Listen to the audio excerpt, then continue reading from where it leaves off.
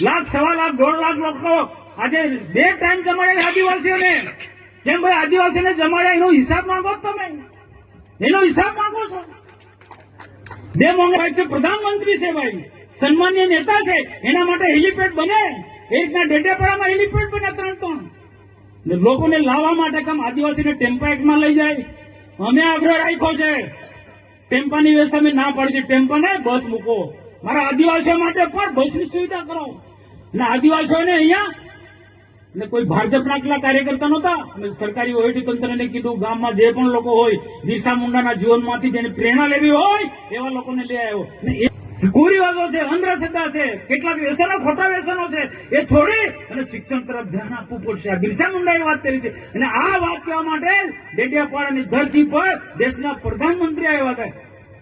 હિસાબ માંગો કોઈ વાંધો નથી, પણ છાસ વાળે સોશિયલ મીડિયામાં, ટીવીમાં અને હિસાબ આપો, હિસાબ માંગો. ભાઈ આખા પ્રધાનમંત્રી નહીં, આદિવાસી સમાજનો અપમાન છે. આ સમગ્ર આદિવાસી સમાજનું અપમાન છે, બરોબર નથી.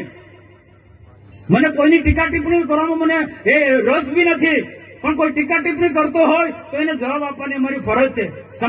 સમાજની અંદર લોકોમાં કોઈ ગેરસમજ ઉભી થતી હોય તો એ દૂર કરવાની અમારી ફરજ છે. ભાઈ પ્રધાનમંત્રી આવે, ભાઈ પ્રધાનમંત્રી આવે તો એ પ્રકારનો કાર્યક્રમ બનવો જોઈએ કે નહીં. અને આદિવાસી વિસ્તારની અંદર આદિવાસી વિસ્તારને જમાયા છે, 2 ટાઈમ જમાડ્યા છે, તમામ પ્રકારની સુવિધા આપી છે, લાવવા લઈ જવાની બધી સુવિધા આપી છે. બહારની જે ટીમો આવી છે, બિરસા મુંડાના પરિવારના લોકો અહીંયા આવ્યા છે.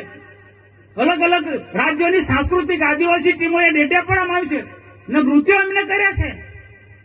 આદિવાસી અલગ અલગ નૃત્યો અહીંયા બતાવ્યા છે એમને એમ કોઈ રાજનીતિ કરવા માટે કેવડિયાનો કાર્યક્રમ નથી બન્યો કે પછી ડેડિયાપાડાનો કાર્યક્રમ નથી બન્યો.